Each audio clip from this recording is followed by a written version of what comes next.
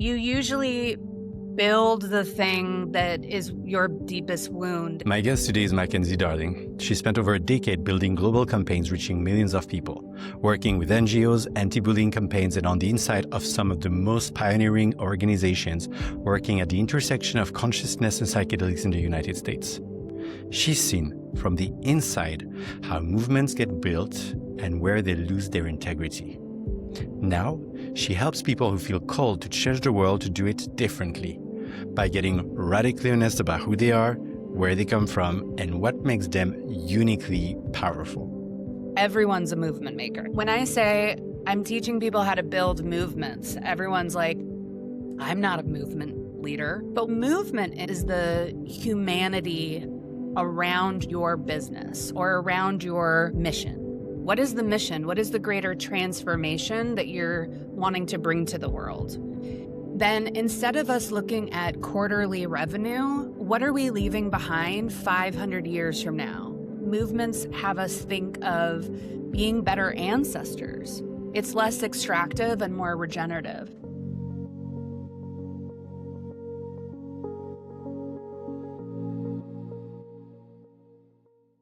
Welcome to The Unfolding. I'm Olivier, and I'm really grateful you're choosing to spend some time with me today. I do this podcast because I love learning from people and connecting with them around topics of meaning, connection, and what makes us human in this rapidly evolving world. I'm deeply passionate about bringing you conversations that make both your life and mine a little more beautiful. If you want to support what I do, pressing the subscribe button generally makes a difference, both for me continuing this and for these conversations reaching the people who need them. From the bottom of my heart, thank you. Makenzie, when people ask you, what do you do? What do you usually answer them?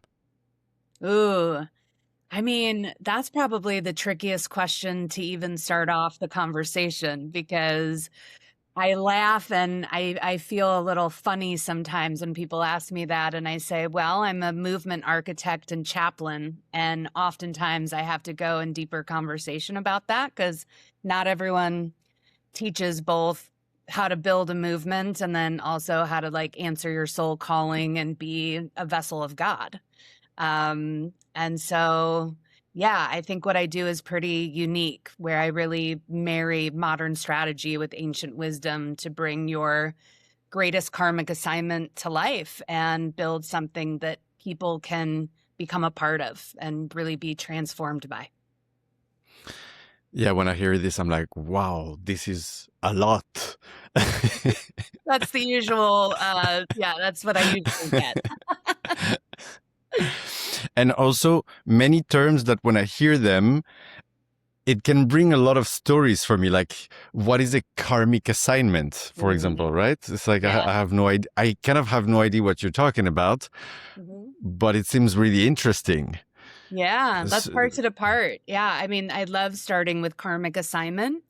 And I think that this is such an important conversation that not many people are aware of, like how you're saying, because a lot of people, if you're lucky, you're able to live a life of purpose, which a lot of people aren't even living in alignment with purpose, right? And I like to make the distinction between passion, purpose, and karmic assignment, because passion is something that you feel really alive in, you feel in flow, time just kind of disappears. I feel like that when I'm making my artwork, right? And then purpose, I built global campaigns for organizations and built psychedelic churches and traveled all over the world. And I thought that I was the luckiest girl on the planet. Like, how amazing that I get to live in such purpose and give so much back. And it wasn't until I really started getting quiet with myself and started listening to this quieter, incessant voice within that says, this isn't it. You have your own assignment. You're here to do something big in the world. And the assignment was too big for me. It was like, wait, you want me to do what? You want me to teach people how to build movements and answer their karmic assignments? I mean, who the hell am I? That's crazy. It's too big, like you just said. But typically I believe we all have soul contracts that we come in here to do, and Source has really given you all of the opportunities and the breadcrumbs to perfectly combine the life circumstances to be able to teach and give exactly your essence and your blueprint of what you're here to be the vessel of in this lifetime. So when you say source, do you mean like a connection to the divine God? What is source? Yeah, great question too. For me, especially coming from the last 5 years helping to build different psychedelic churches, I've really come to, um, lean heavily into least dogma. So everyone will have their own definition of what source the divine great mystery is. But yeah, something I connect to a source that is larger than myself and that I just feel guided by and supported by and loved by. You can look at it from an indigenous lens, secular lens, all different lenses, but I think that we're all speaking to the same energetic source that we all come from. And psychedelic churches. I know about psychedelic therapy. I know that psychedelics is used both for spiritual purposes as well as mental health, as well as recreational. But I've never heard of psychedelic churches. And that's what you've been doing for a while before you ended up becoming a movement maker. And so, yeah, would you want to tell me a few words about what are psychedelic churches about and what were you doing? Yeah, sure. So, I think that I'm very blessed to live in San Francisco, where this has really been the epicenter of the remembrance of the psychedelic renaissance. It's a pathway that I never thought that I would go down. I was like, absolutely say no to drugs up until the age of about 34. So it really surprised me that I started working in all of these psychedelic churches and also like traveling the world and learning from all of these indigenous wisdom keepers. So psychedelic churches are really popping up everywhere. And it's really a new renaissance around what even religion means. And what I get excited about within psychedelics specifically is that these are churches that are offering direct experience to the divine or to God. Through psychedelic journeys, you're able to experience oneness, unity, interconnectedness, and then also the part of integration and actually, bringing what you learned from these experiences into communal care is so important. And it also, breeds more safety when you're doing these, more communal ceremonies together and integrating together because we heal in community. So these churches, are they Christian churches? Are they indigenous churches? Is there different types of churches? And how does it work inside a church? Is it like a normal church that I would go here in London? I would go to the nearby church and you just go there and you just take psychedelics? Or is it completely different? Every single church has its different flavor, and it's interesting to watch different world religions reconnecting back to psychedelic work. So, there's a lot of like Judaism that is bringing psychedelics and Christianity, secular, they're all different. And so every church will have its own flavor. Some are more traditional, like one of the churches that I just worked at had Sunday services and, very traditional. Others are doing retreats down to Mexico and working with Mazatec, lineages with the mushroom. Community service. I mean, they're all different, but the thing that does bind them is that they are taking different psychedelics, and some of them are just purely plant medicine. Others, can bring in science and more like chemical substances. It's really up to the different organizations of churches. And what you were doing is you were not building the church yourself, I imagine, but you were organizing Yeah, the so settings. I was basically the chief of staff. And so I was working right hand with the founders of these psychedelic churches, helping to build the seminaries and the communities. And really, what I learned most from my time working in psychedelic churches was how to build belonging and community at scale and governance and federated chapters all throughout the country, and really how to, turn community into co-creators of like what you're trying to build together. Mm. And how did you get into that?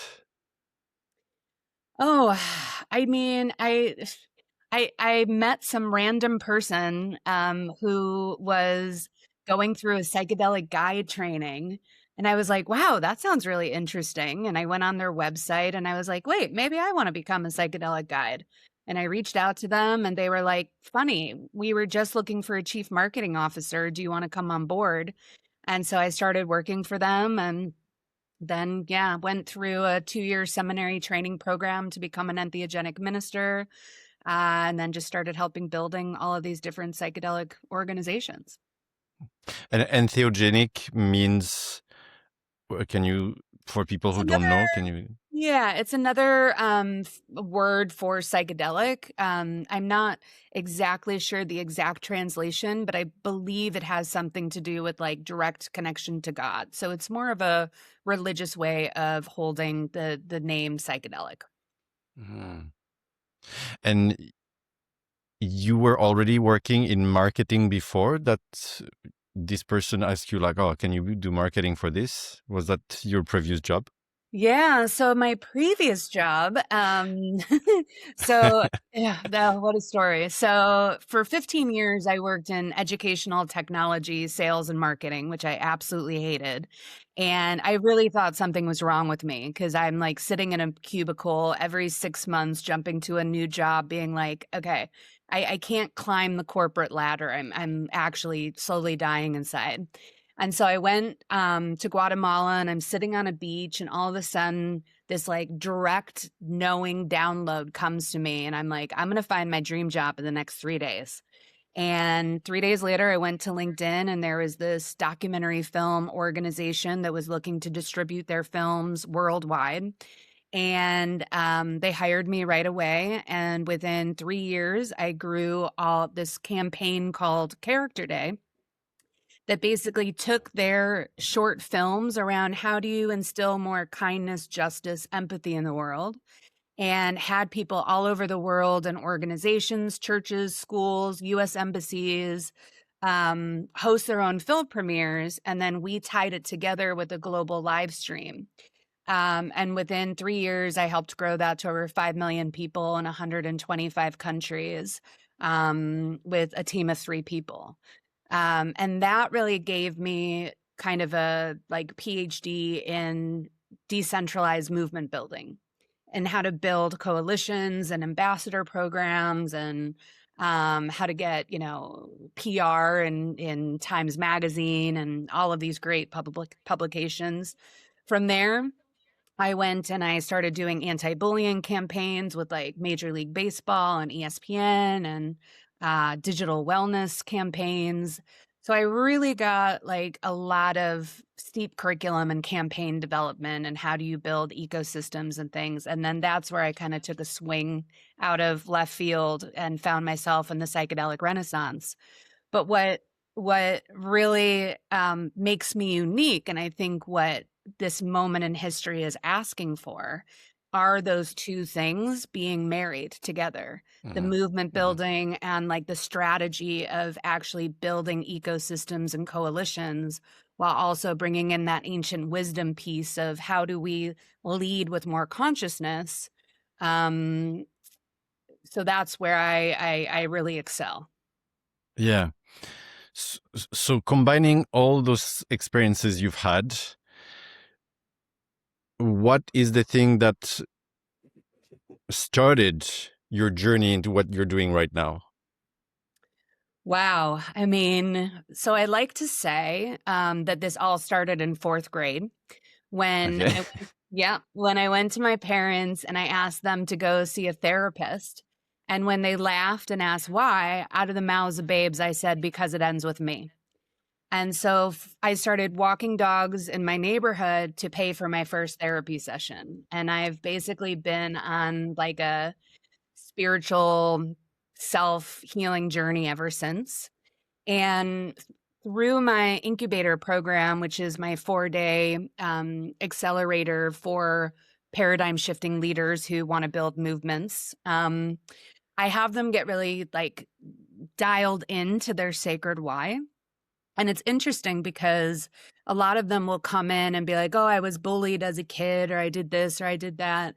But I ask them to keep going deeper, keep going deeper, keep going deeper. And typically it always shows up that it's an ancestral story that has brought them to their movement.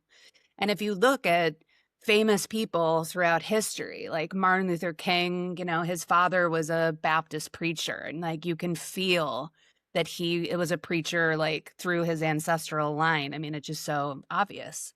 And so that's where it all began. It all began with my ancestors and reconnecting with my ancestors. I grew up as the black sheep. I didn't belong in my family at all. There was tons of addiction and just really toxic environment. And I was very sensitive to that. And it really was my job to like reconnect to them and alchemize what I've learned. And through movement building, that is what movement building is. Like, you can't build a movement if you're not looking to the past of what needs repair. And then you can't think about building a movement without what's the legacy we want to leave behind for future generations. So it started very early on. You started seeing a therapist, then you went through all those work experiences. And I read that you had a ayahuasca journey that brought this message to you that you needed to start making movements, helping build movements. Is that it? Well, I mean, yeah, we would need probably about 30 podcast episodes to go through how much plant medicine was a huge catalyst, and how much I learned from the plants. That's something also as part of my ancient wisdom training, really bringing that to the Western world of realizing that we need to be students of nature, and that nature has been around much longer than we have, and we need to become nature's students instead of its conquerors. So I learned so much through my plant medicine work around how to hold movement building in a more ethical way. But yes, the plants, I had a mushroom journey, and it was pretty wild. I mean, I basically started off by walking the stages of the cross with Jesus, and then being resurrected like he was. And, a lot of the time when people work with plant medicine and they have experiences like that, they'll come out with a Messiah complex, like, oh, I'm the next Jesus Christ, right? And that happens a lot. Thankfully, I've done enough work where I'm like, oh, the medicine is just, or the mushrooms are just using that example to show me what I need to do. And so it was showing me like how the old me and my old identity had to go through a massive dark night of the soul. And then a part of my identity needed to die in order to be reborn into the person that could hold building movements and helping change makers, birth a new earth. And then during this time in the journey, there was, there was people coming down the stream, and they were drowning, and the ministers were coming to, pull the people out of the drowning pool and try to save them. And at this time, I was going through a 2-year seminary training program on how to become an entheogenic minister. And it was interesting because before I went into the ceremony, this was at my graduation, the teacher was like, ask the medicine if you're supposed to be a minister. And so I asked the medicine, should I be a minister? And it brought me to this experience. And the medicine brought me up to the dam and was like, you're not meant to pick individuals out from drowning. You're meant to be up at the dam trying to stop the people drowning in the first place.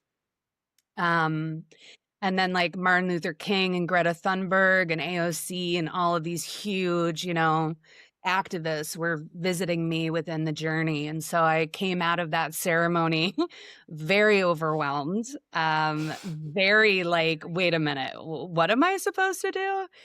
And it took me about 2 years to really, get clear on like, what am I here to do, and kind of get my ego of Makenzie Darling out of the way, because Makenzie Darling, like, that's way too big to do. But as a servant of what I'm here supposed to do and what my life has brought me to, I mean, not many people have had the experience of building decentralized movements that like reach millions of people and get to go all around the world learning ancient wisdom. And so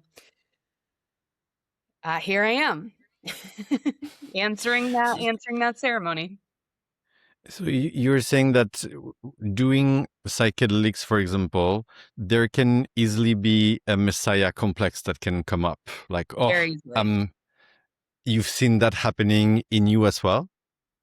A little bit, yeah. Like, I've been working with psychedelics for over 10 years. And yeah, it definitely will typically inflate the ego before it will deflate it back. That's why a lot of people are like, oh, if the, world leaders would just get together and do some ayahuasca, the world would be a better place. And I'm like, I don't necessarily think that's true. They would definitely need the right guides and the right, integration, and the right mind state, because also psychedelics are also amplifiers. So they're going to amplify people that already have a really big ego in the first place. Mm. Yeah, because I've heard a lot of people saying that kind of things. Oh yeah, if only people were doing a lot of mushrooms, the world would be a better place. But then I've met some people who are doing a lot of mushrooms, and they were not really doing what I would think of making the world as a better place. So it's not like it's a magic tool that will fix everything. It really takes the right holding and intention that comes with it, something like that. Oh, 100%. I mean, it's so interesting living in Silicon Valley where, I mean, a lot of like corporate execs are taking it to become more productive, right? And Mm, like, that's not mm, the real reason to take plant medicine, right? mm, So having the right intention, being grounded, being humble, even going into those journeys is so important, because mm. you're truly connecting with something that's bigger than yourself and that you're here to learn from. I was really, really invested in psychedelics, and it did wonders for me in my spiritual journey. Like, I could never be more thankful to the plants. Um, but I spent 2 years, like I graduated as a entheogenic minister, but like, if I was actually being honest with myself, was I ever supposed to be a guide? No. Like, for me, I'm a revolutionary. I'm a visionary. Like, I'm an entrepreneur. Like, I'm a movement maker, right? And so sitting in a room, having someone take medicine and just like laying there for 5 hours didn't light me up. I mean, it kind of Mm, drained me. And then there's mm, people, you're a therapist, so you may love that. Like, you may love being in the presence and more of a healing role, right? Like, I'm more in the awakening role. You bring people to me when they've healed more and are like, all right, now I want to go serve humanity. mm. And they're just different stages of the journey. How does it work? Like people come to you and they're like, I've got this dream. And you're like, let me tell you how to do that. Is it something like this? Basically. Um, yeah. So first of all, I think everyone's a movement maker. And that's something that I really, it's typical for a movement leader to be ahead of their time. So a lot of like, a lot of the work that you have to do is educating the public on like, wait a minute, we're doing a paradigm shift here, right? Because when I say I'm teaching people how to build movements, everyone's like, I'm not a movement leader. Like you think of Martin Luther King, right? But truly, actually, I think even every business needs to operate as a movement moving forward, because AI is taking care of people's businesses. You can do your ads and your click-through rates and your funnels and automate all of that, right? But what a movement is the humanity around your business or around your mission, right?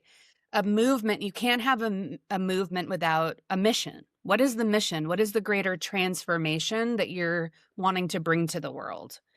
Then instead of us looking at quarterly revenue, what are we leaving behind 500 years from now? Like movements have us think of being better ancestors. It's less extractive and more regenerative.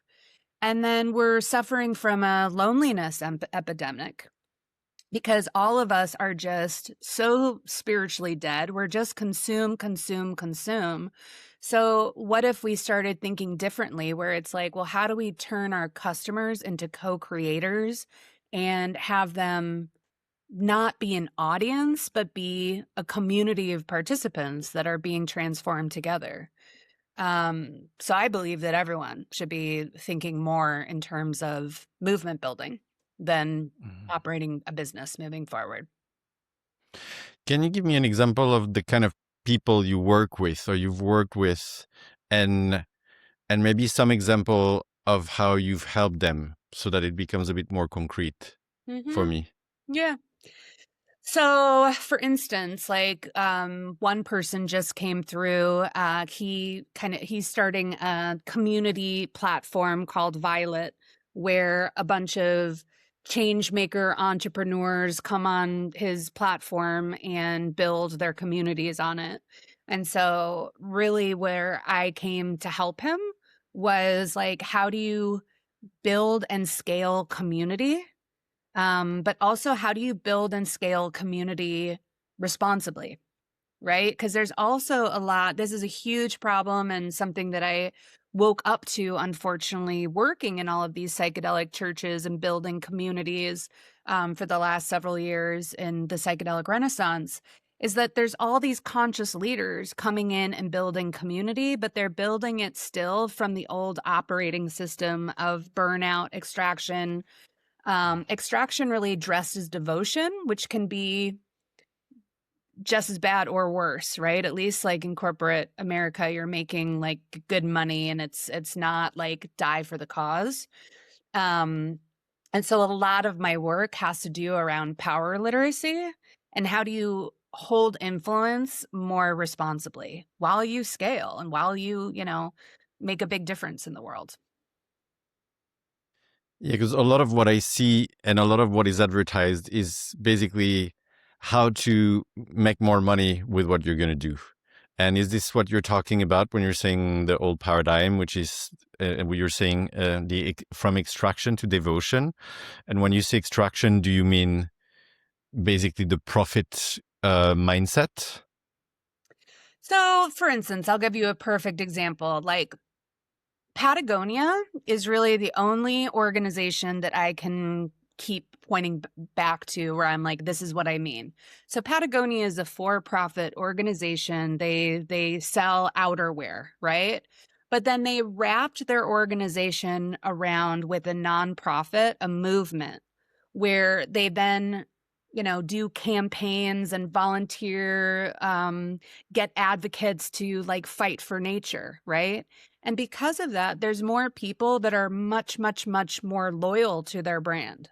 So what would happen if like Amazon, who's billions of dollars coming through there, created like a nonprofit or a movement around a greater purpose and then like actually brought all of these consumers of Amazon together fighting for a higher level cause? I mean, you could truly change the world.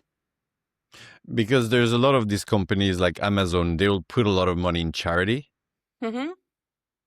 and try to get kind of greenwash their image, for example. Right. So what's the difference between, oh, let's just put a lot of money into these charities and help, Yep. and actually making a movement? What is the difference? Yeah. It's interesting because, I worked at a lot of nonprofit organizations where, Major League Baseball and X Games were giving us all the money and we were doing a campaign. But yeah, it was all just for show, right? Like just for performance of, okay, this is going to give me good PR. And you can kind of see the difference, right? Like you're not actually bringing up examples of other charitable movements that organizations have been a part of, but everyone always points to Patagonia as the example, right? Mm. And so why Yeah. are we not doing that more often? And then why aren't they creating the nonprofit around that to have actually more control of one narrative of what they're trying to say and like one mission that really stewards something moving forward. Mm. So I don't know. I don't think Mm. I haven't really seen that. And I think that that's part of my mission. To bring more of those movements with corporations, companies, so that the whole culture within and around it can change towards devotion and more purpose, a more human world. Yeah, it's just having them pick a mission that is transformational, that their consumers can become co-creators in, Mm. right? Because a lot of companies, they'll, as I said, they'll put money into some charity, but it's almost it's not big enough to counteract the effect that they're having at Exactly. destroying the planet, destroying the environment. So what you're saying is that, as like Patagonia, it needs to be at the core of the business, and then you can do some things on the side. And you're saying you're not sure why there's not more companies doing that. Well, I think I'm pretty sure that they haven't had the consciousness or Mm. the world hasn't been conscious enough to actually demand that. And I Mm-hmm. think we're seeing a change in that. I think that people are waking up, and I think that we're going to start voting where our dollars go of what organizations are helping our planet and which ones aren't, right? Mm. Mm. Um yeah. So it's an exciting time, and I think it's a reckoning time for these organizations. Mm. The notion of power is quite big in your work. Can you tell me a little bit more about that? Yeah. So, another thing about movement building is decentralization. And I think we are at a pivotal moment where we're questioning power and like we're seeing how centralized power can really be detrimental. I mean, all you have to do is like look at the current political system, at least in the United States. Epstein files, Deepak Chopra, like these spiritual gurus that have been on a pedestal for ages.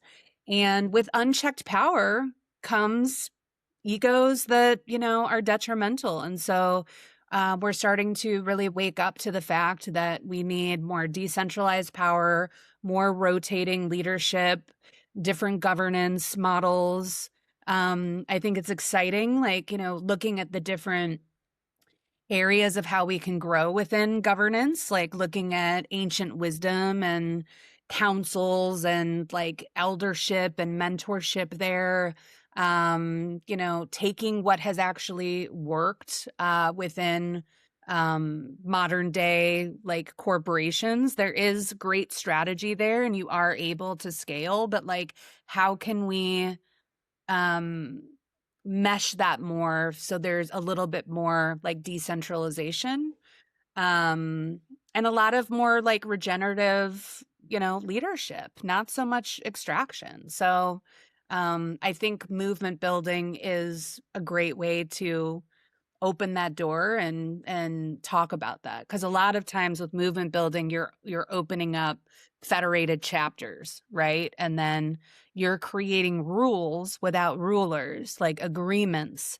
What are our beliefs? What are our values? Like, what's our branding? All of these things. And then you're handing it to like a chapter and they just run with it. I mean, that's how Black Lives Matter happened, and then it just grows like wildfire. Yeah, because one thing that I can see happening is whenever you put people together, the paradigm that we've lived in is really a paradigm of power over, and it's a pyramidal paradigm. And so it seems to be so ingrained in people. And the moment you put people together, I see it happening so quick that there's one that will take more power and other people will just kind of let it go and they will just relax. I would say some people just enjoy relaxing so that somebody else is making the decisions. So how do you decentralize power in a movement so that it feels sustainable? Yeah. Well, I think first of all, like just naming power. Like, we don't actually have conversations around power and power literacy, which I think is crazy because it's probably the number one energy that runs everything, right? Like, and you said something interesting there where it was like up power and down power. And both can be really, really detrimental. I've worked for different organizations where like a centralized figure was just way too powerful. And then I've worked for other organizations where the central figure didn't hold their power, and both are equally not, it doesn't create safety. So I think first of all, just like normalizing that conversation and being like, okay, what is up power? What is down power? Like, how do I myself hold my own power? Like, how do we want to hold the power within this chapter or, this room? And when do we want to put protocols in place of like when we need to recheck that power, right? Because that's another thing. Like, people will, nominate someone to lead, and then they end up being a tyrant, but there's no actual protocols in place of like, okay, what happens if they do become a tyrant, and like checking in with everyone, and maybe someone else wants to lead. So I think that comes from the founder of the movement originally, who, really is the essence of the movement. It's like, what are the values? What are the beliefs? But then that grows with time, but you're still giving them like guardrails of how to operate with one another, the rules without rulers. When I got into the idea of IFS, and I have read that you have trained in IFS as well and that you use it, there's this idea of the self, which is our essence. Some people even say soul, or the depth of who we are. Yep. And then there's all the other parts that also hold some of our essence. And my understanding is what's inside tends to be outside. Mhm. And what I understood was that a lot of people have not much access to the self. So there's some part that I've kind of like taken over. Mhm. And it was the first time where also I was like, oh yeah, but maybe it makes sense that there is some kind of hierarchy. Do you think that power corrupts? I think without holding power intentionally, power does disrupt. I mean, I'm noticing it myself as I'm stepping into movement maker, my own leadership. I'm noticing my own ego, my own power come up, and that's really difficult for me because I teach power literacy. It's like, ooh, okay, I'm noticing, speaking of IFS, like one of my parts that I have is the perfectionist, and it's pretty strong. And so I'm really a perfectionist around power literacy and how it's held, and a real stickler. And that means I'm going to be a real stickler on myself. And I think part of like stepping into leadership, though, is also realizing you're going to make mistakes around power and how that's held. And I think, it was really interesting. I made a big mistake in one of my movement maker incubators that I held. And I apologized to the room. I was like, my inner people pleaser came out there and I didn't create a safe container for the room. And I just want to apologize. And this is how I'm going to change this moving forward. And like, three people in the room, their jaws just dropped. And I was like, what's going on for you? And they're like, I've never been in a room where a leader said they're sorry before and just like owned it, the transparency.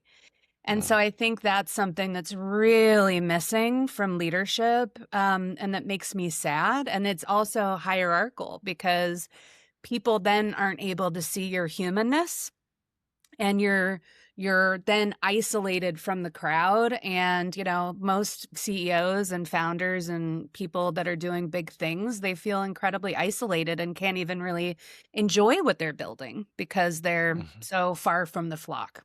And so this way of holding power dynamics, every time I go through my incubator, I'm going through the incubator with them. Like, I'm answering the questions with them. Like, where do I and, a lot of my incubator is around the personal development piece too. It's not just like, how do you build campaigns and coalitions?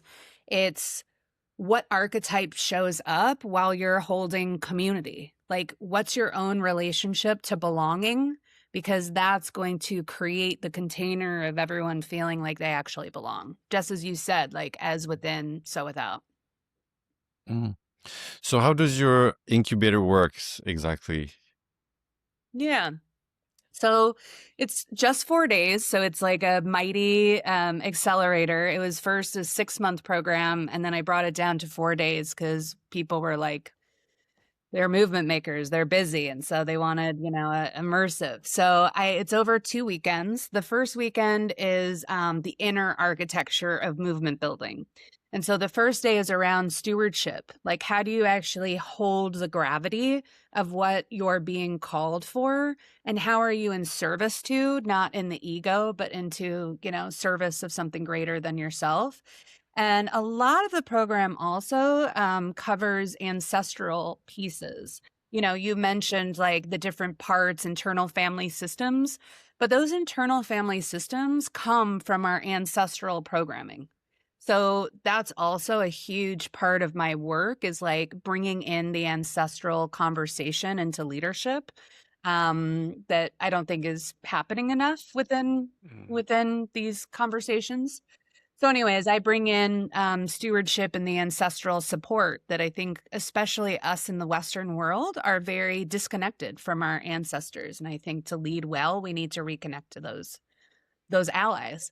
And then the next day is power literacy, which we've kind of been talking about.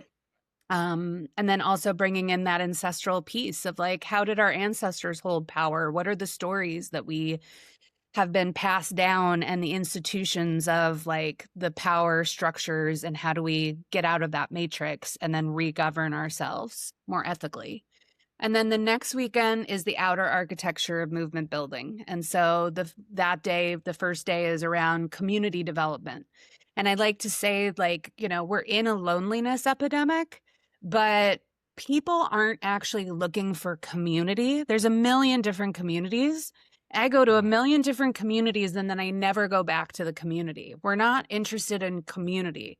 What we're interested in is communion. We want to belong. We want to be seen. And you need to design for communion. And so that's what I'm really teaching. And then I'm teaching how to build an ambassador program, how to turn those people into co-creators of your vision for it to like grow like wildfire. And then the last day is the like actual, how do you turn that into a movement, where I'm teaching you how to build a global campaign and a coalition of bringing in the right partners to help build with you. Because I think this is also another turning point in our story. Is it's been like the solopreneur or the lone hero up until this point. And we're done. We're all exhausted. And so, we're realizing that we're the mycelial network and that we need to co-create and not hold so much responsibility alone. So let's go back to the beginning of the incubator. Okay. which start with the whole ancestral part. Mm-hmm. Can you help me grasp that a little bit more? Mm-hmm. Yeah, so, I love how science and spirituality are finally catching up with one another. And so we've recently learned about epigenetics and how, like, our ancestral stories actually live in our very DNA. And so, and we're in this time, we're finally dropping from the head down into the body, the embodiment. And our bodies are our ancestry. Like that's literally where they live. And so part of embodiment is also returning to our ancestry and where we came from. And in this next line, we're looking for embodied leaders, right? Like that's not a nice to have, that's a must have in this next iteration. Um, and so yeah, and I think, we can't really look to what we need to repair until we really come to terms with where we come from. Even in like DEI conversations, I think that was it felt more like a band-aid that they were trying to put on it. And it's a great first start. But until you get people in the room to actually look at what their ancestors did, and not from a place of judgment, but just of excavation and say, okay, that wasn't my fault, but it is my responsibility of what we choose moving forward differently, right? And it's interesting because ancestral healing, I mean, as a therapist, I'm sure, is like all the stories that people are bringing to you are ancestral. Like it's their mother, their father, the conflict, the way that they hold arguments, the people that they're bringing into their lives are trying to right the wrong of something, right? But their parents didn't act that way out of nowhere. They've learned it from their parents, from their Mm, parents, from their mm, parents. mm, And so this really is the generation that ends with me, and we're learning to choose differently. But it really does come from excavating the wounds and the resilience of our ancestors, because we also have thousands of ancestors at our back who have lived through the most difficult terrain. And it's a miracle that we are here today. Right. So we need to also not just hold their wounds, but also hold their wisdom. mm, mm.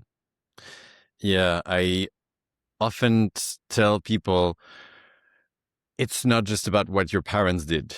It goes so much far back than this.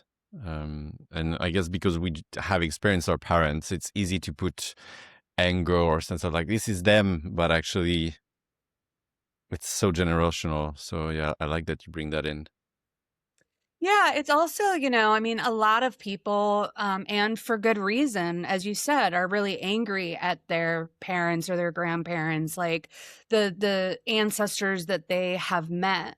But for me, I mean, as I mentioned, like I came from a really difficult family and felt like the black sheep. And it wasn't until both of my parents, like 2.5 years ago, passed away 5 months apart from one another. I really started alchemizing my relationship with them. And I started like really diving deep into my ancestral lineages, both for my mom and my dad's side. And I received the family I never had when all of them were gone. Mm, And I think that there's a really missed opportunity here for people to wake up to like the unseen support that they have. One of the first things that I do in my movement maker incubator, which might sound crazy like in the Western world, is I have people create a movement ancestral altar and like a place for them to come and like be in communion with their ancestors, asking for support for what they're building. Right? Because again, like when you're an entrepreneur and like you're trying to bring something into the world that is meaningful, and it can feel incredibly lonely. And I have found, I actually have, I don't know if you can see it, but I have my grandfather here. Mhm. who I'm named after. So that's my grandfather and I, yeah. And I'm named after him, and he was a huge entrepreneur back in the day. And I have like started a relationship with him around how I hold money and my entrepreneurship and everything. And like he just channels through me and gives me so much wisdom and inspiration. So they're still there. Just have to, like any relationship, you have to tend to it. Mm. Yeah, it's interesting how you were able to connect to your lineage after your parents were dead. Hmm. Hmm. Yeah, it's also interesting, like my mom loved me, like there was no question how much my mother loved me growing up, but she was just very ill. She, major addiction. And she wasn't really safe to allow that love in. Like I had a lot of armor that I just wouldn't let her love in because it just wasn't safe. And the moment she died, it was like, oh, it's now safe to let that love in, let that support in. And so, yeah, I think I'm really lucky that way, but I also work at it a lot. Like I ask her for signs and I still communicate with her and she's everywhere. Mm. Like the magic is all Yeah. around us. It's just I always butchered this quote, but I think it was Albert Einstein was the one that said something like, well, you can live your life as if everything is like a miracle, or you can live your life like nothing is. Mm. And I choose to live my life like everything's a miracle, and that it's magic that way. Mm. So you grew up with a mother that had a lot of addiction problems. Hmm. Yeah. And would you say that that's one of the things that witnessing that has brought you where you are now? Part of it, a huge part of my story is that my father, I grew up very wealthy with my dad being a big real estate mogul in Cleveland. And in 2008, overnight, they lost everything. So they went from millionaires to welfare overnight. And my mother's like addiction got even worse then. And just watching them really destitute. My mother ended up dying homeless. Um, and so this like story of money and survival and like riches to rags, really, and around this time I was, training to become an entheogenic minister, becoming a healer myself as my parents were dying homeless. I mean, it was really quite something. But what the gift that it brought me was that I was waking up to the fact of the inaccessibility and the privilege of the psychedelic renaissance, where all of these training organizations and ceremonies were like $10,000, $3,000. They're all white, affluent, and I really started becoming like a crusader around more accessibility, and calling out again the power dynamics of like, if we're not healing all together, then we're not, healing at all. And so that's really part of my It Ends With Me is creating more accessibility for healing. And I Mm. think I would have missed that if I hadn't received that devastating blow with my parents. Yeah, I can imagine going through all that inner work and at the same time witnessing your parents going through something like that. That's quite intense. Yeah, it's been a very intense journey. Mm. That's something that I'm actually working on right now is like to detensify things and just Mm. calm it. Because especially these last 10 years have been pretty brutal. I Mm. like to say they've been brutiful because they've been so meaningful, but they've been very, very challenging. But yet Mm. I wouldn't be at the doorstep of building Movement Maker if it wasn't for all of these things. And like, you know, having my ancestry be at the bedrock of why I built this, keeps me going every day. Mm. Mm. Mm. Yeah, I notice I'm feeling touched hearing about it. Mm. Thank Yeah, you. yeah. Yeah, and it was interesting, like, here's another crazy one, is that my mother told me that she had stage 4 lung cancer on the first day of my ministry training, and then on my graduation, my father died. And so, like, they are the bookends of my ministry, which I think is just Mm, so perfect. And when I was like standing vigil at my mother's deathbed, I really thought like I have a practice that I like visit with my deathbed probably at least once a week because I think your relationship with death is actually the thing that like really makes you live life fully. And I visit my mother's deathbed and my deathbed often where I'm like, my deathbed will be so different than my mother's, right? Again, it's mm, that like engine of my life, like it ends with me, but I do it in her honor, like mm, we do this mm, together. mm, mm. Yeah. Yeah, hearing you, I notice also resonating with some of my story because both my parents passed away. My dad when I was 21 and my mom when I was 30. Mm, So it was a bit more time in between. Um, but I can somehow experience resonance with you and on how the relationship to death is really something that helps me finding grounding and realness in the world, realness in my experience, and really feel it. mhm, mhm. So hearing you speaking, it was kind of bringing me back to this. Like, yeah, actually, death is what makes us alive. Yeah, no, absolutely. Mm, It's mm, especially like learning from so many different ancient wisdom, elders around the world, like they really embrace death where we just kind of shun it away. mm, Um and first I want to say I'm sorry about your parents as well. Like it's always a really unique thing to meet someone else whose parents have died when you're younger. Like it's, mm, all of my other friends really, most of them have both of their parents still. But I really liked what you just like clicked on because for me, it's also true. Like they left early, but that gift of like living even more deeply, like they mm, could have left me when I was 60, but I don't think I would have lived so deeply and understood this life so precious if mm, they mm, hadn't left. Because I don't mm, think you really understand death until someone really close to you like that leaves. mm. Yeah. Well, actually, I'm thinking my sister also passed away when I was 17. So Oh, I've had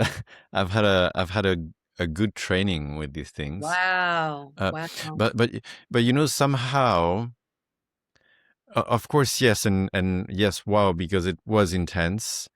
And there's almost something in me that says, but I was waiting for it. There was almost something in me Mhm, that knew this was going to happen mhm, somehow. Like mhm, something very deep that was like, oh no, this is happening. And then something was like, yeah, these things, you're kind of made for that. mhm.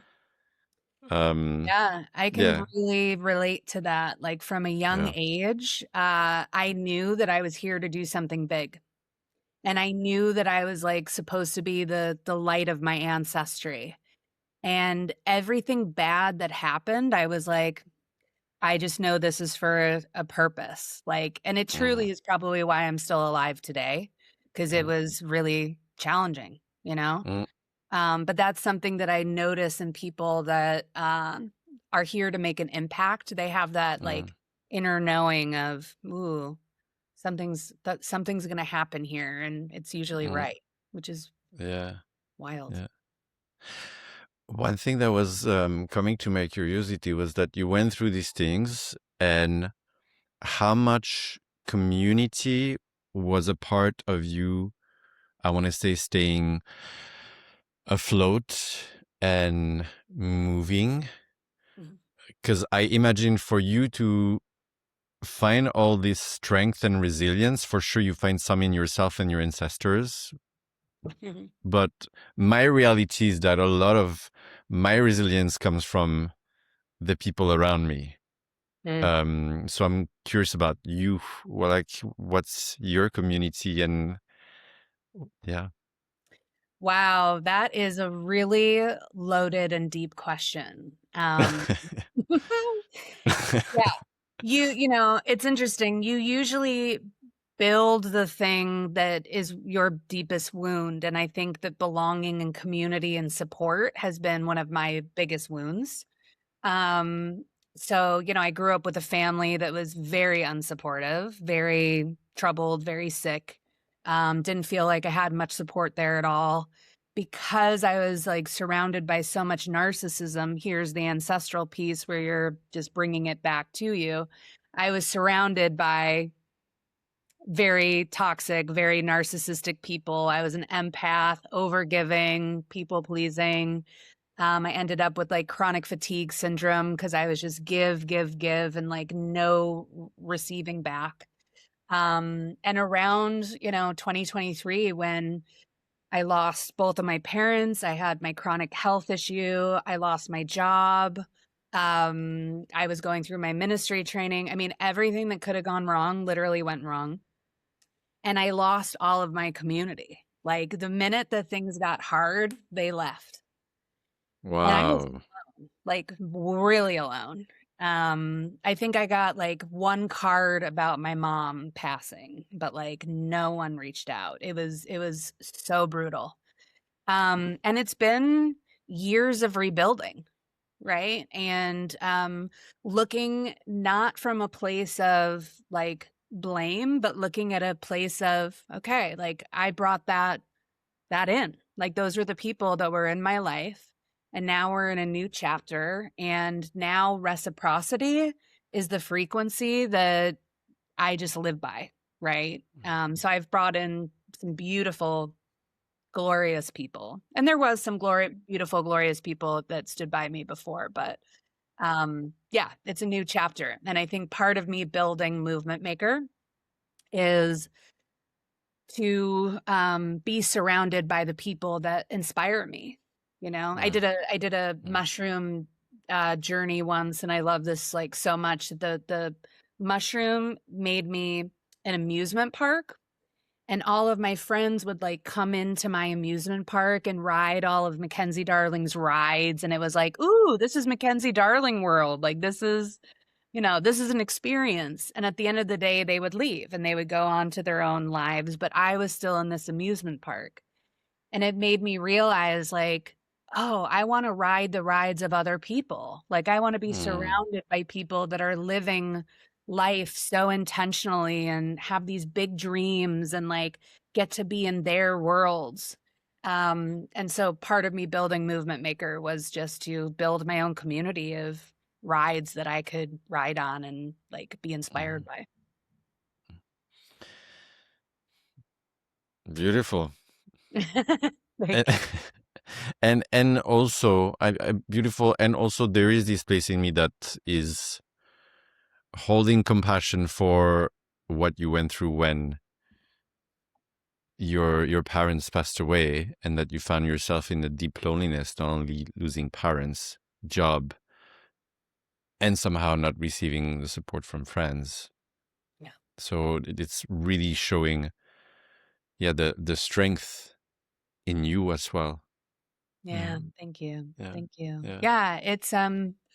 It was definitely the lowest point of my life. And like, I do feel that if I could get through that, I could get through anything. And that is the gift of those moments is you get to see Mm, how strong you are. And all it does is create more resilience for the next life journey. mm, mm. So the first part is ancestral, Mhm. the ancestors, and then what did you say comes after? So the next weekend is the outer architecture of movement Yeah. building. And that's where Okay. I really teach how to design for belonging and then like building ecosystems and campaigns. So can you tell me a few words about that? Which part? Let's start with the first part. Design for The belonging? Yeah, yes. Yeah. Yeah. So, designing for belonging is really like what are your first of all, like creating safety for when you're coming together. It's both like creating safety and mystery and like purpose around why you're actually gathering with one another, and what's the outcome, what's the transformation, what do your like events actually look like, and how are you pairing the right people together, and like what does your branding look like, not just from your website, but how are you bringing your branding into, like your event experience, and people knowing like, they see something and they're like, "Oh yeah, that's movement maker flavor," right? Or the beliefs that that you carry and the values that you carry. And so all of these things are like the glue that really holds a community together. And without designing those with purpose, just creates a pretty lackluster experience for people. Also, people, typically think when they think of movements, they think of like millions of people, global reach. But, all of these huge global movements started like in a church basement with 5 people, right? And like, so who are those 5 people? Like, you got to really niche down. And I make the separation between, in a business, you're looking at demographics. You're looking at, okay, I'm going to serve 35 female, conservative, yada, yada, yada, right?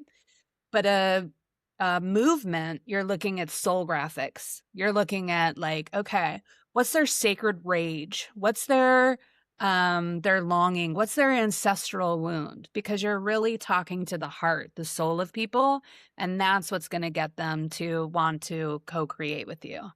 And then I take them through a whole how do you build an ambassador program of like inviting these people in to co-create with you. How do you equip them to be able to go out and lead the charge? How do you train them to do that? And then how do you regenerate? Like, how do you share their stories and give them accolades and like really bring them in, not to be extractive, but like, wow, you're a leader in this movement. Mhm.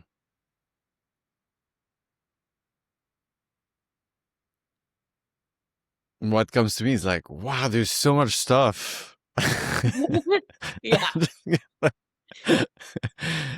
And Oh, I find it impressive how you've like figured all these things out. Like thank you. this is, yeah, I'm impressed.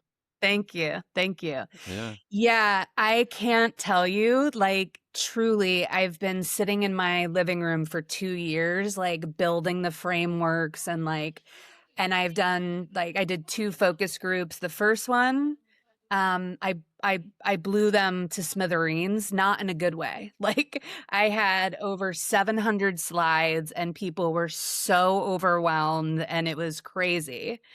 Um, and then I got rid of like 70% of the content. And then I did another focus group and they were like still overwhelmed. And I took like 10% out of that. And now I've gotten to a really good place and like we're rocking and rolling with it.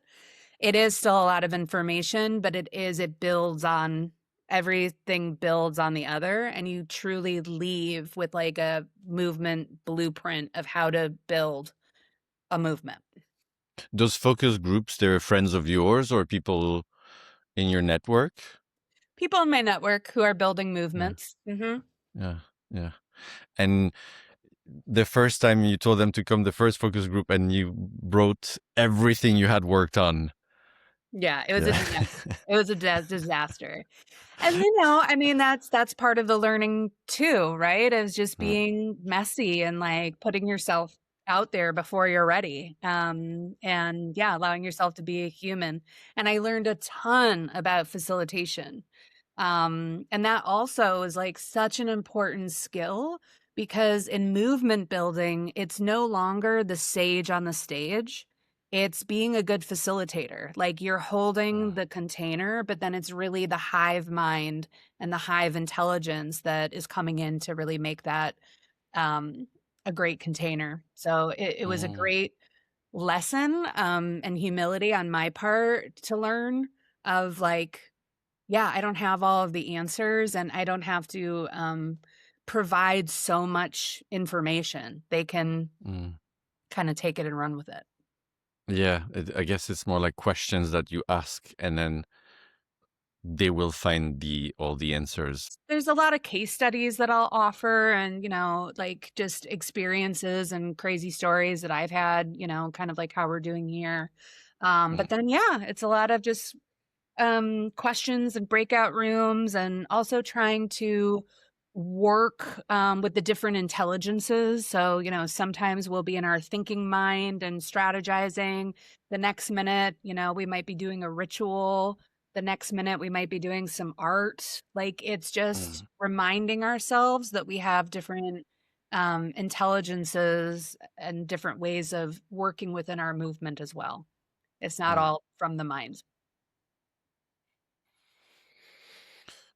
There's something that was coming to me, but it's a bit from what we were speaking earlier in the conversation. But it's around the whole business and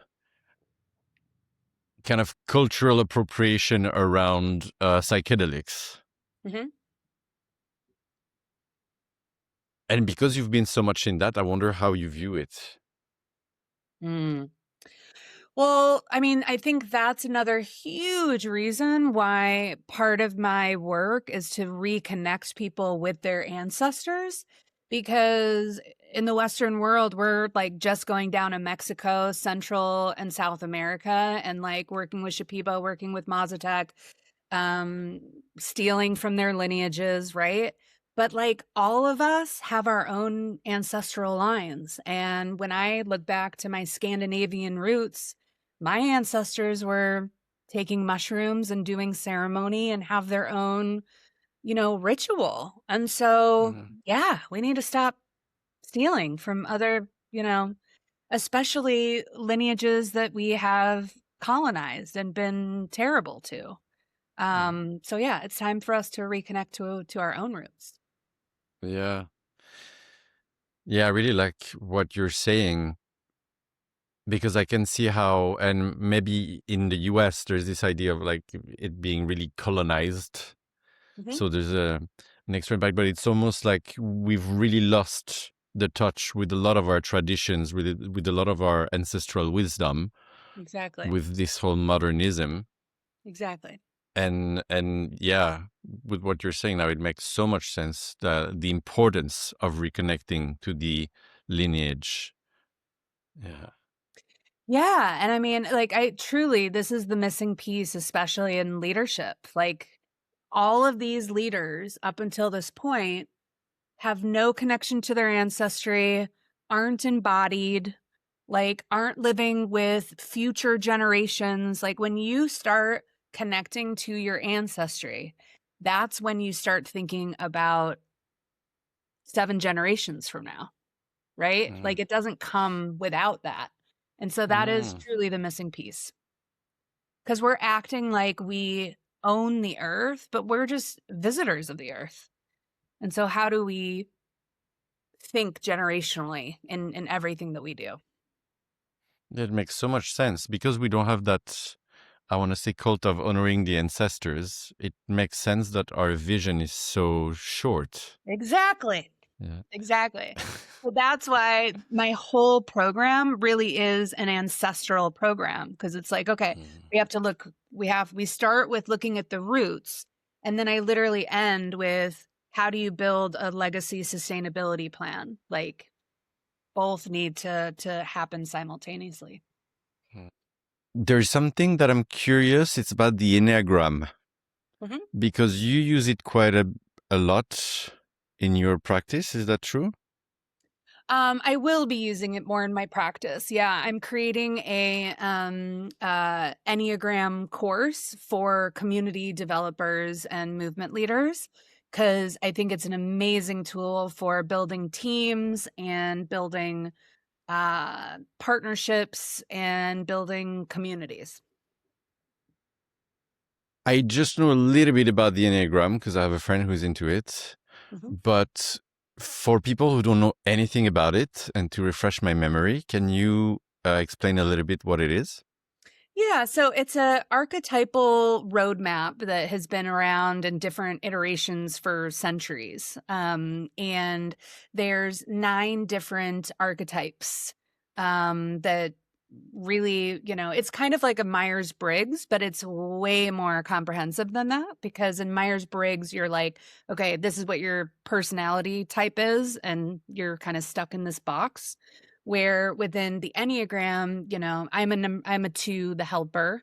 But then it shows my pathway to transformation. So as I evolve, then I would move to the 4, which is the creative, which makes a lot of sense as I'm creating movements and helping people step into like their creativity, right? So I like it because it shows the stress point and the transformation. It doesn't keep you really like boxed in.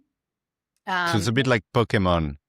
It's a bit like Pokemon, right? You start as a I don't Pokemon know. and then you evolve into the next one and the next one. I don't know. I think I'm like the only person in the world that doesn't do Pokemon, but I'll take your yeah, I'll believe you. Hmm. Uh, So it's like it tells you about your personality, and you are one archetype. Then when you grow in this archetype, you become the next one, like caterpillar to butterfly, and you're the Exactly. cocoon in the middle. Okay. Exactly. Yeah, exactly. And, I mean, it's interesting because on its face, it looks like a very simple 9, numbers and which number are you? But there's just so much more in depth that you can go into it. Um, and there's different centers. I mean, I don't want to like, get your listeners confused by it. I would just say, for anyone that's interested in doing Enneagram, the best Enneagram test that I know out there, which is where I got trained through, is through IEQ 9. That's like the most um, recommended that I would Mm, say is the mm. best. Is it metaphysical? Do you have to believe in something in order to do the Enneagram? No. No, Mm, it's very like it's just very psychological. mm, It will tell you. And what's powerful about it is that it what it really is showing you is what are you motivated by? Because mm, one number and another number, like 2 people can look like they're very similar, but underneath the surface, they're motivated by completely different things. And then when you understand people's motivations, then you're able to communicate in such a stronger way to them based on what they're motivated by. mm. Also, what I think is really amazing, especially for movement leaders, is that each number has a holy idea. So every number has a certain frame of how to save the world, like their specific piece of the puzzle. Cool. Hmm. Um, what's your relationship to faith and spirituality? Ooh, good question. Um, so growing up, I had a really interesting, growing up with religion is I went to a all private Catholic school, and so I was going to like mass every single day and Sunday services every Sunday. And then my sister was a Methodist minister who turned Buddhist, and I would come home and we would, do meditation together. And then I lived in a like full Jewish community, and all of my friends were Jewish, and so I get to go to all of their rituals and ceremonies. And so I was like fascinated by religion growing up. Um, until in 9th grade, they had a Socratic seminar of who goes to heaven and who goes to hell. And I raised my hand and I said, all good people go to heaven. And basically, the whole room damned me to hell until I could find Catholicism. And so that really then got me on a road to more spirituality. And I've always had this very deep connection with, I never really called it God, but something larger than myself. I'm starting to use the word God more now because I'm reclaiming that word. Um, But yeah, I would probably say my relationship to God was actually the closest relationship that I've ever had. Coming from a family that wasn't, very supportive, as I mentioned, and having this like big calling and like purpose from a young age, um, and being in relationship to that from a very young age. Can you tell me a little bit more about your reclaiming the word God?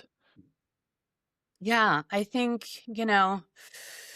the word God can be loaded for people because of like Christianity and Catholicism. And, when I think of the word God, I think of a preacher, like on the podium, reading the Bible, telling me who God is. And listen, I'm not hating on people that do that as well. It's just that's not for me, right? Um, and so coming from that Catholic school, I think that I had a little trauma around that. And then working at these psychedelic churches, yeah, wanting to reclaim the word God. It was interesting, like even doing the marketing for these psychedelic churches and having to be so careful on like the wording on the website, like altar and God and the divine, because this is a least dogma church and all of these words have a lot of um, punch to them for good reason. Mhm. You have been in this psychedelic world. What are some things that you could tell people that are interested into it so that they don't get lost into big money-making things or kind of abusive gurus? Yeah. Because there are a lot of them, aren't there? Yeah, it's interesting. That's kind of an area that I'm kind of specializing in. A lot of my Instagram is around like what's the difference between building a cult and building a movement? Because a lot of these organizations like psychedelic churches, I came in and they're like, we're building a movement. And from the outside, it looked like they're building a movement, but they're not building a movement. They're building a cult. A cult is when you have one charismatic leader that is like ruling everything. So anytime you go into an organization like that, run for the hills. um, the other is like if you're not allowed to show dissent, run for the hills. What Uh, does that mean, dissent? yeah, dissent is like when you see power not being used right and you call it out and then they tell you that like that's part of your own healing or part of your own work that you need to work on, run for the Mm. hills because they're just using spiritual language dressed up as extraction and like trying to brainwash you. That happened a lot in the different psychedelic churches that I would be a part of. And it's interesting. I mean, I was let go from most of those psychedelic churches because of that very reason. Like, they didn't like to be confronted with their own power, and their inaccessibility to, more marginalized groups. And they weren't, open to changing that. So yeah, Did there's it just bring did it bring you a lot of anger? it didn't bring me a lot of anger. It just brought me a lot more discernment. I think this is a huge reason why I built Movement Maker was how do I teach people how to build influence more responsibly? So after like the second or third time that happened, it was like, okay, well, I'm obviously not going to change the system from within. So I'm going to build a program that takes care of this, and the right people are going to come through the doors and hold this responsibly. Because I think that's, with everything that we're going through right now, if you hold that burden and that responsibility, it's just going to like, you know, it's too much to hold. But if you can say, okay, what is my responsibility to hold and how can I change that? So I don't think it made me angry. I think it inspired me. Mm. And it was also this discernment. Like at one point I was trying to talk to one of these psychedelic leaders and about scholarships and accessibility and how he was basically building a church that was dressed as a business of a like pyramid scheme to make a lot of money and get tax breaks from people. And I was bringing this up to him.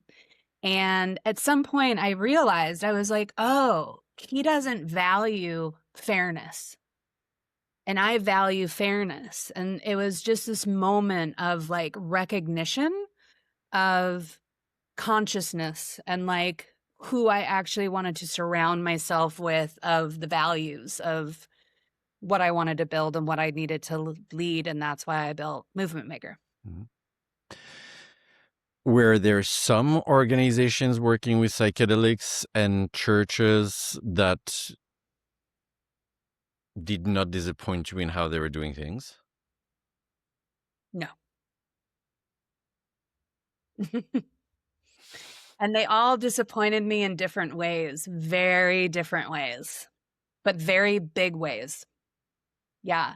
And I think that was also part of the gift, that the universe kind of gave me the most drastic experiences.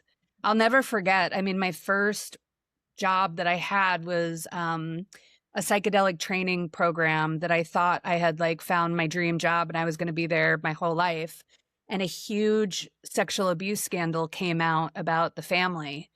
And like they brought in a crisis PR team. And, you know, I was like, wait a minute, we have to look on our website and look at our values. Like our values actually say we walk our talk and we speak our truth. And this is a moment where we can shed light on sexual abuse and safety within the psychedelic renaissance and like maybe even get this legalized because this is so important. And they shunned it.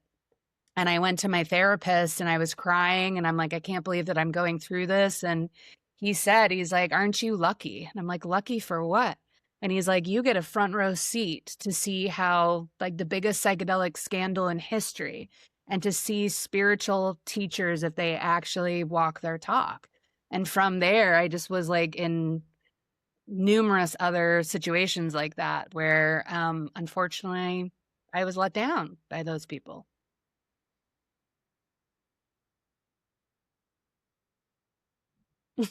It's quite shocking.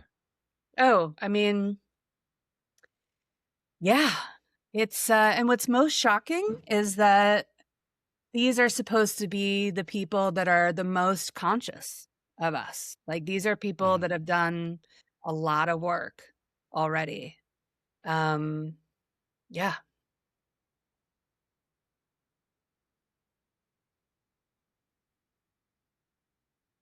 And then this voice in me comes, it's like, but then who to trust? Yeah. And then I got an answer which is like, well, maybe myself, you know. Yeah. Mm. Yeah, I mean, that's a thing, right? Like, I think I came to the conclusion that, like, no one's coming to save us. Like, we do have to come save ourselves. And that's why I created Movement Maker. It's like, answer the assignment that is coming through your channel and then be in right relationship with that. Like, you know, that's all that we can do is examine our own power, examine how we're holding influence, how we're holding transparency and fairness and like all these things, and build a roadmap for it. So it's like baked into the governance, the foundation from the very beginning, because that's the problem. Like that was really interesting. Like in my incubator, I tell that case study of the sexual abuse and the crisis management and everything. And I'm like, okay, now we're going to bake that into the foundation. What happens if something crazy happens like that, right? What would you do? Like, what values do you have? Like, how are you going to handle that? And when is it right to bring in a crisis PR firm and when is it not? Because in this new paradigm, like crisis PR firms are bullshit.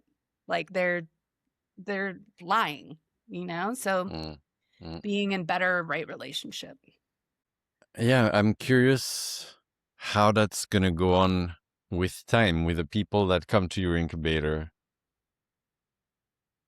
I'm curious how that's going to evolve, if they're going to manage to keep that. Because I imagine that some of these people that you were disappointed with in those organizations, they really started with really beautiful intentions, right? What is that saying? Like the road to hell is paved with good intentions. Yeah. Totally.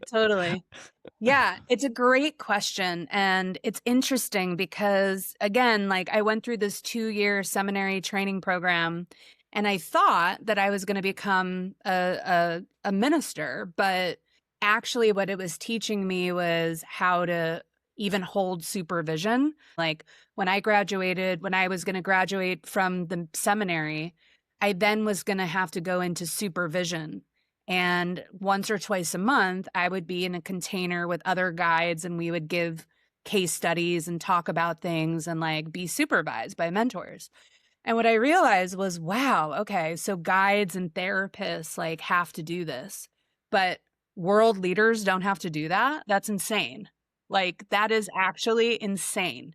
So that's what I want to build is people come through my incubator and then we set up supervision and mentorship where the people that have already gone through my program supervise and mentor, and it's like peer support, and they're allowed to be messy humans and make mistakes and come up with like a social justice protocol if something wrong happens and how can we call people in and call people up. So more of that in leadership needs to happen. Yeah. Yeah, I can see that some of the disappointment has lived in me as well with some of the people that I was really grateful to learn from and that I was probably looking at like some kind of surrogate parents. And I really trusted so much the wisdom and that, right, I mean, they wouldn't have this kind of mechanisms, and as much as it wasn't sexual abuse or things like that, I could see that there was something in the fact that they would find it difficult to find anybody to really trust to share things, or someone that can kind of, I don't know if mentoring is the word, but maybe be a safe space for them to unfold outside of their microcosm. And because they were at the top of the pyramid, somehow they didn't have anybody. And it sounds like you're trying to address just that. I'm trying to address exactly that. Exactly that. Yeah. And, I want to touch on there's several things that you just said there. One is the projection of a leader is real, right? Like my last church that I worked at, like I'm really grateful because I'm able to hold from all of these different leaders. I'm able to hold both their faults and their beauty. Like both are equally true, right? The man that I worked for was a genius. He cared deeply about his congregation. Like what he was able to build was magnificent. The morals were off, right? But he also has his congregation also projects upon him this fatherly figure kind of thing. And that's also real. So that's why, like, I wish he would actually come through my incubator now. I almost called him to like invite him, but I don't think he would do it. But like, I to bake that into the foundation from the very beginning. People are going to project on you. How do you handle that? Right? Yeah, So then yeah. we're building differently.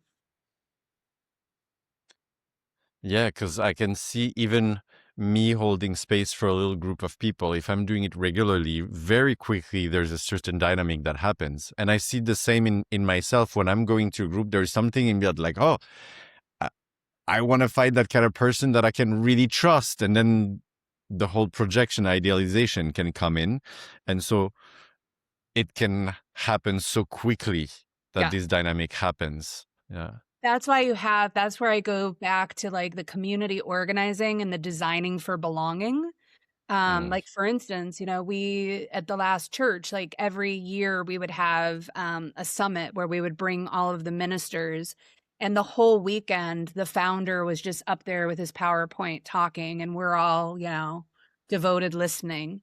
And every time I would be like, you need to build this differently. You need to like have all of these ministers doing breakout rooms and like their own workshops and elevating them. It's your job as up until this point, I think that we've seen as leaders as followers, right? Like you're building followers.